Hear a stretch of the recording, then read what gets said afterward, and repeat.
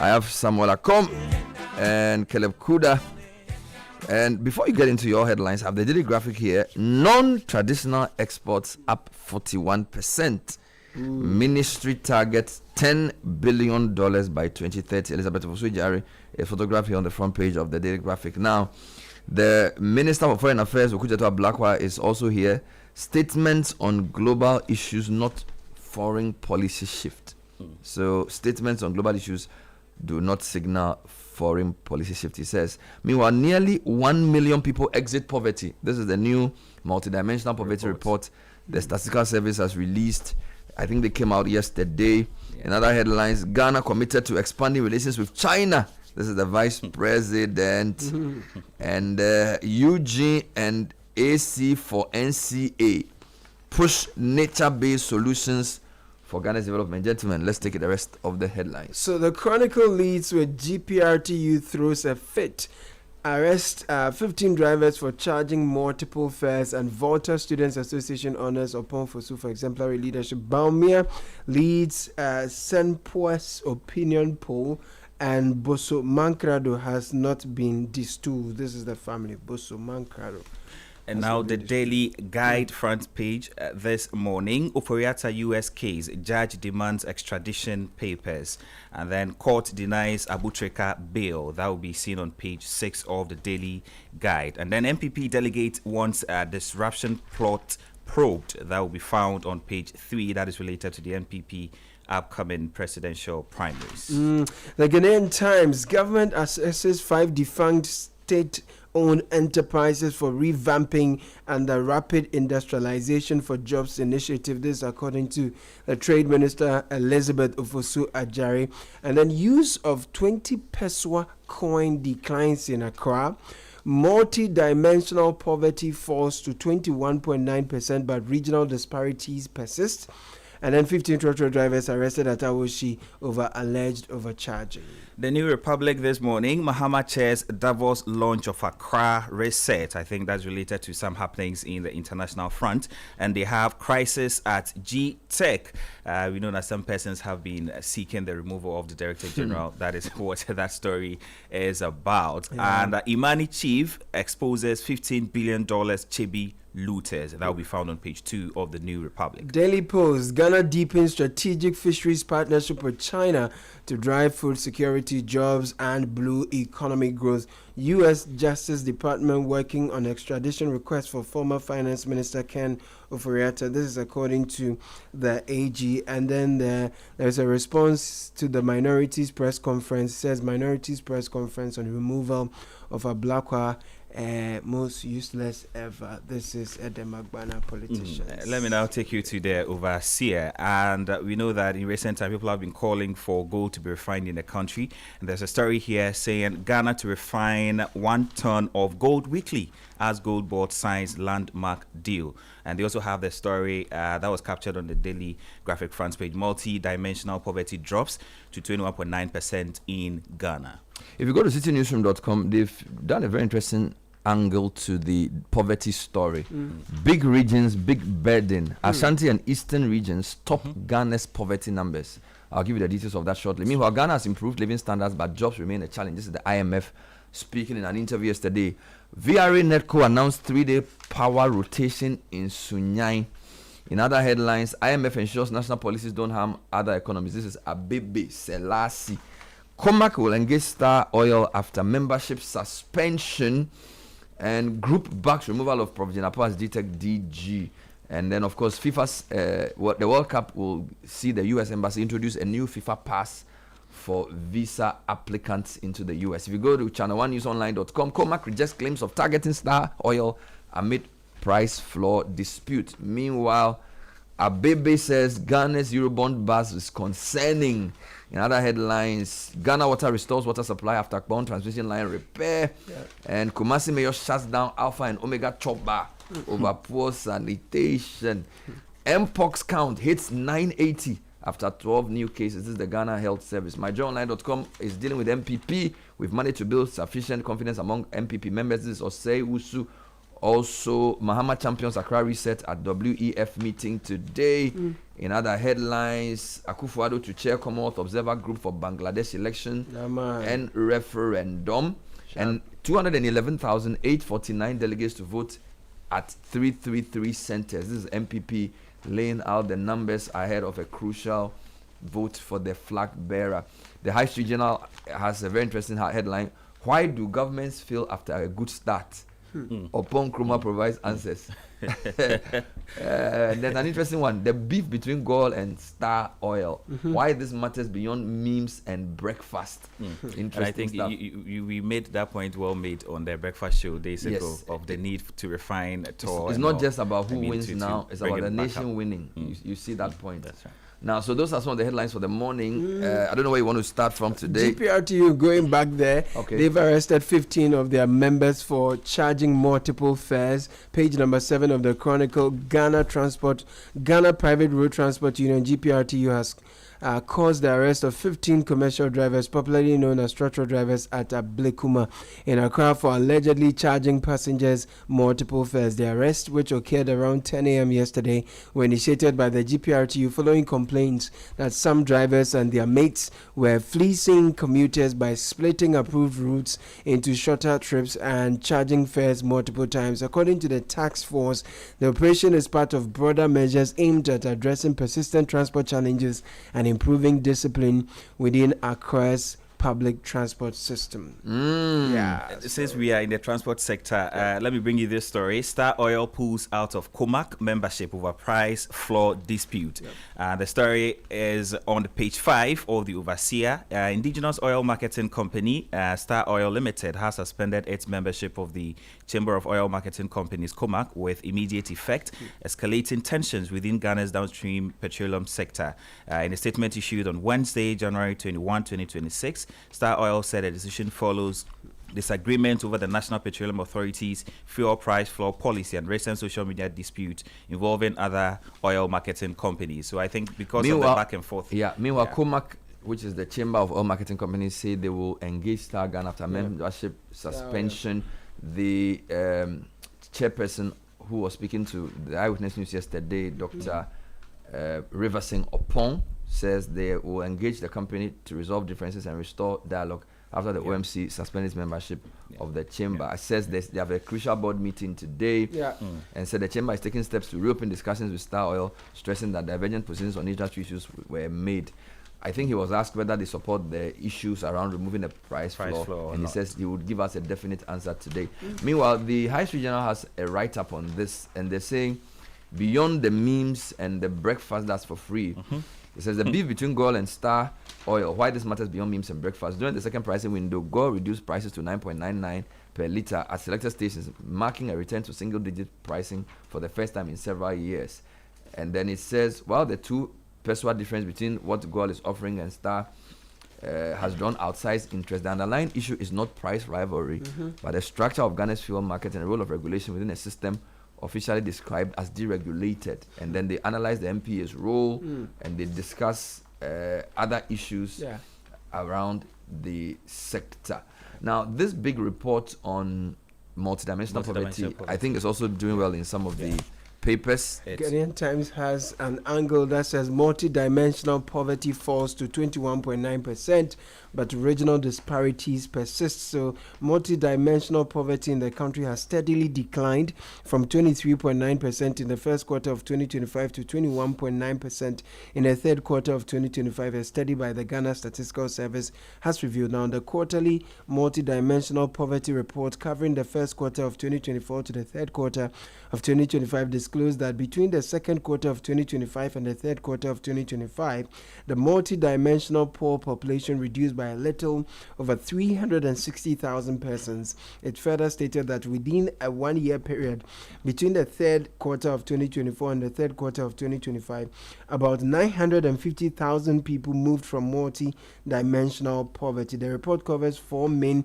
indicators: health, living conditions, education, and employment, which together provide a broad broader assessment of poverty beyond income levels. Meanwhile, in the overseas different angle, they say that the rural-urban gap also remains wide, with poverty incidence in rural areas estimated at 31.9% compared to 14.2% in urban areas, representing an 18% point difference. And also, they say that education and employment continue to offer protection against poverty. Households with no formal education recorded a poverty incidence of 38.5% compared to 5.7% among those with tertiary education. It's heartening to know. So schooling is not bad. It's a great thing to go to school. It increases your chances in life. Let me give you a last angle to this. So CitiNewsroom.com has looked at the regional breakdown, and it says Ashanti and Eastern recorded the highest number of multidimensionally poor people in Ghana, with more than 1 million affected in each region, and underscoring how population size is reshaping the country's poverty map,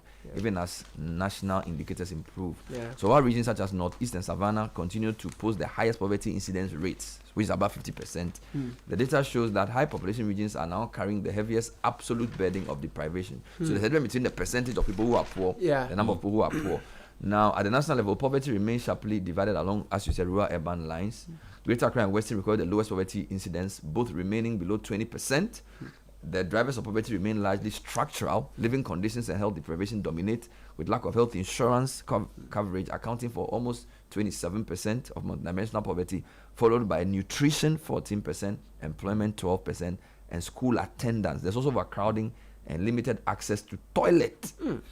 You know, and then he talks about things that could undermine recent gains and other things. A really good report. I think we need to discuss it as the program proceeds. So the government is assessing 5 defunct state-owned enterprises for revamping under what it calls Rapid Industrialization for Jobs initiative. This is in the central spread of Ghanaian Times. The government is in the process of recruiting transactional advisors to assess the viability of revamping some defunct state-owned enterprises. The Minister of Trade and Agribusiness and Industry, Elizabeth Ofosu Ajare, has disclosed transactional advisors would assess the operations of the enterprises, determine their present value, and propose the best operational options that will make them viable. The companies considered for this are the Akosombo Industrial Company, Volta Star Company Limited, Zuarungu Meat Factory, Pualugu Tomato Factory, and Wulungu Livestock Station. At the Government Accountability Series. Can you mention the 5 again? So these companies will be assessed and possibly revamped.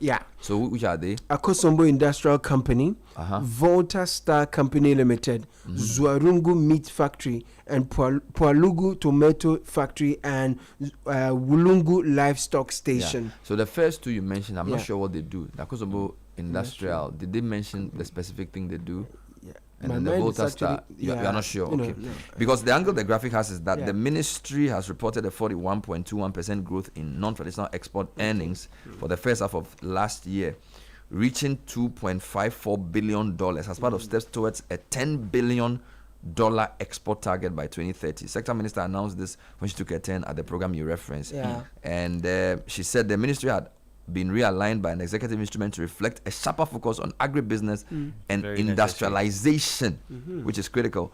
And it says with the core mandate to reducing the cost of doing business, revamping local manufacturing, and formalizing the informal economy. This sounds great on paper. Let's hope they are able to do it. Sounds great indeed, because of how unemployment rates, keep increasing. And you know that industrialization, if you revamp a company, a lot of these companies are labor intensive, so they will employ more people.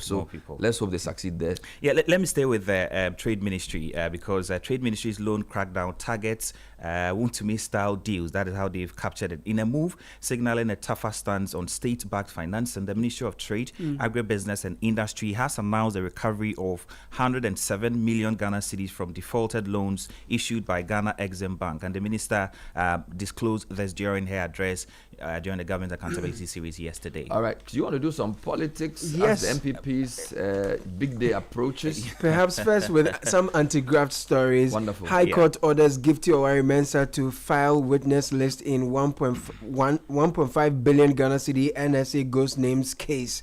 So Malik Suleimana is writing in the Ghanaian Times that the High Court in Accra has ordered former Deputy Executive Director of the National Service Authority, Gifty Owari Mensah, to submit a list of her witnesses by January 27 in her trial over an alleged 38 million Ghana Citi financial loss linked to the NSA ghost name scandal.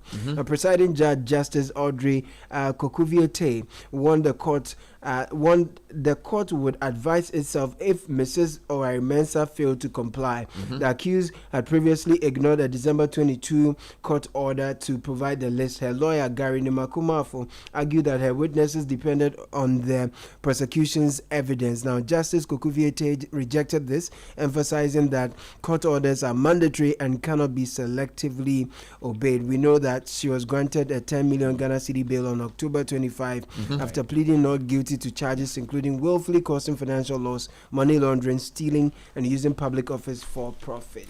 Okay, let's stay with the court because court has denied Abu Treka bail. Now, the hopes of embattled Frederick Kumi, and known popularly as Abu Treka, for a temporary reprieve pending his extradition proceedings were dashed yesterday following the decision of a high court in Accra to deny him bail. Abu Treka, who is known for flaunting a luxurious lifestyle on social media, is accused of defrauding United States citizens of over $8 million through romance scams. And so that's the latest coming in from that particular case. Let's talk politics. MPP, GNA reports that 211,849 delegates are set to vote in 333 centers. So the New Patriotic Party says it's fully prepared for its January 31. So that's in 9 days. A presidential primary with arrangements in place to ensure a credible and transparent process. And Joseph Osei-Wusu, chairperson of the MPP Presidential Elections Committee, told the GNA in Accra on Tuesday that preparations, including the final register, security arrangements, voting centers, and election rules, had been completed with the conduct of the polls entrusted to the EC. So these delegates will vote across 276 constituencies with a national election. I'm telling you, 333 polling centers with polls opening at 7 a.m. and closing at 2 p.m. So at least it gives them enough time to get the results by 5 p.m. or 4 p.m. whatever. Now everything has to be done. That has to be done is done. The commission is ready. The police are ready, and everything they need to do their work has been provided. And he just gives some more details during that interaction with the GNA. He says, okay, so you can get the details from there. From there. Now, let me take you to Delegate page 3. And MPP delegate wants disruption plot probed. And the delegate of New Patriotic Party in the Odotobri constituency of the Ashanti region has petitioned the party's presidential election committee to investigate an alleged audio recording suggesting that there is a plan by some individuals to disrupt the party's presidential primary scheduled for January 31, 2026. The recording shared on social media features an individual alleged to be instructing regional and constituency executives to recruit individuals he referred to as commandos ahead of the presidential primary.